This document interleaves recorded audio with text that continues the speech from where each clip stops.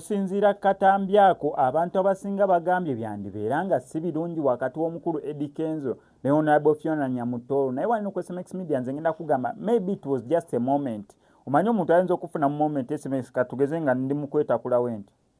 Oli n'agenda akateeka kakayimba ak'ennaku n'agenda genda ngo omugamba bagusaze. Osanga Eddie Kenzo yewe yabadde ng'anyumirwa oba ng'ate Honorable Fiona Nyamutoro alinako kyalowooza kati eriiso lye yabadde akubye Eddie Kenzo.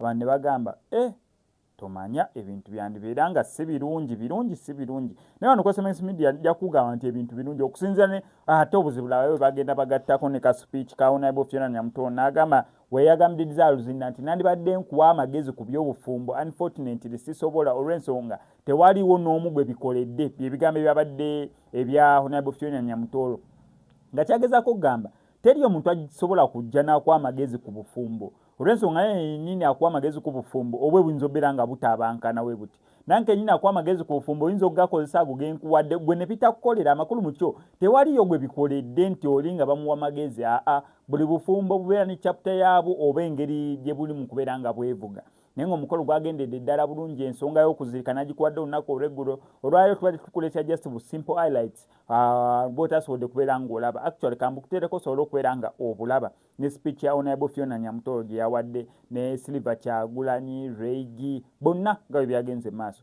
naye nga sinabeera nga mbikuteerako kangusaba subscribing nga ku SMX Media tujja kubeera ng'omisinga updates naddala nga zino. My name is Fiona Nyamutoro.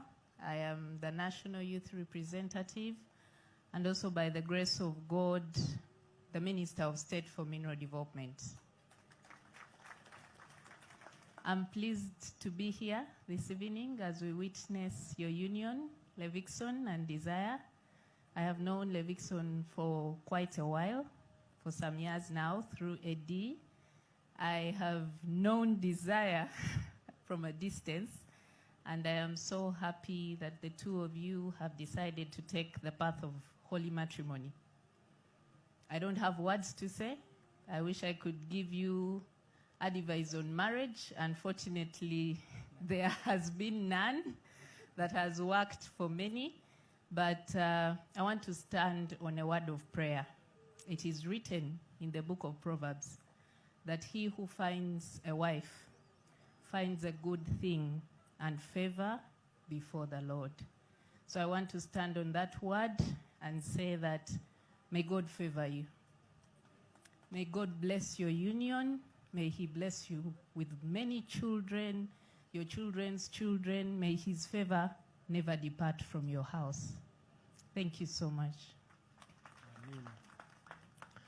Kakati nze ne Sajjo Levikson tuli baluganda nnyo nnyo ne bw'aba ayogera ebiseera ebisinga abantu babamanyiza enjogera tuludde ebbanga ddene nga tukolagana mu bintu bingi nnyo nnyini ddala olunaku lwa leero Levi mukama mulungi tuli mu kkula tuli mu kufuna buvunaanyizibwa obwa ddala kati ensi tuli mu kugyolekera naffe tusobole okubeerako ng'abantu abalala tubadde nga twegomba ebbanga lyonna weebale nnyo ssebo kutusiigira kifaananyi ffenna ne baganda bange okuva wali nga bw'obalabaawo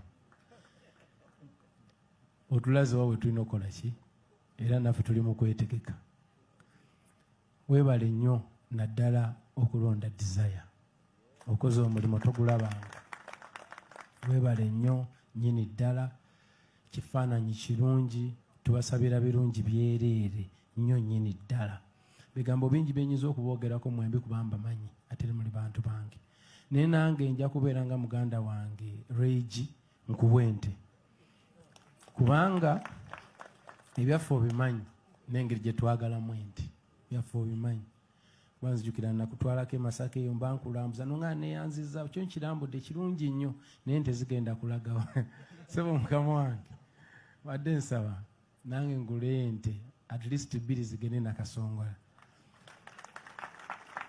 nange era njagula phrase yange nja kugula ezo bangula enyankole zino naye ennaku zino baziseeramu bazongeza ebbeeyi Congratulations. Tugenda gula biddings ne family yange sebo. Mukama abawo omukisa tubagaza birungi byerero. Nze nazze nazo naye simanyi omusajja ono ayinza otuliisa omulaka agira ayogera bazireete nze handing over. Ndi tutambudde nazo. Kale Mukama abawo omukisa bambi. Tweyanziza ate omukulembeze eri mbayimbi bannaffe ne Maama Honorable. Thank you so much. Era katulinde entendooza zituuse.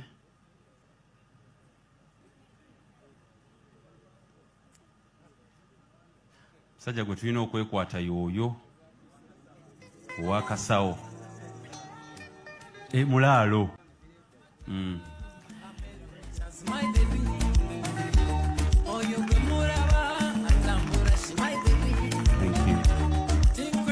Thank you so much.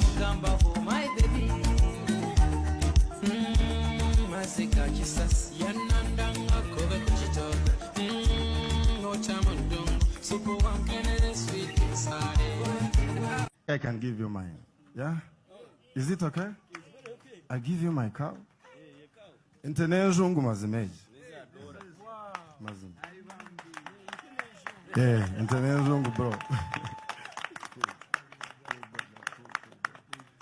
They can't gamba karara hana banywani bito abandi bagambe. Thank you very much. Thank you, Reggie. Music eri mu ssente.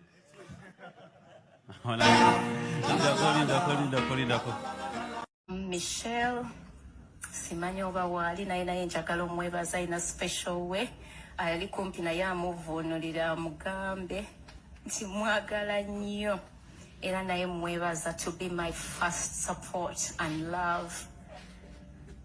Michelle tasosola gwe njagala ababadde kumpi naye mukimanyi nti she loves.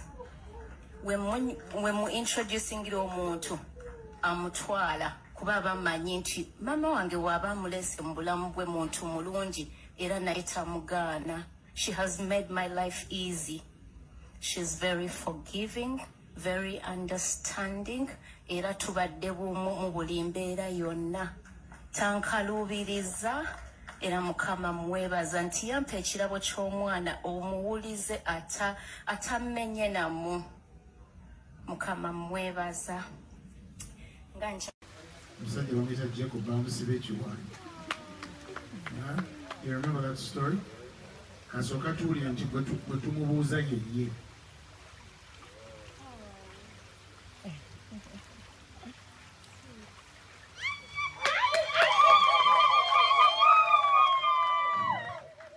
Sibuuzizamu. Waba gumulabi. Sebo yeye. Kyekyo.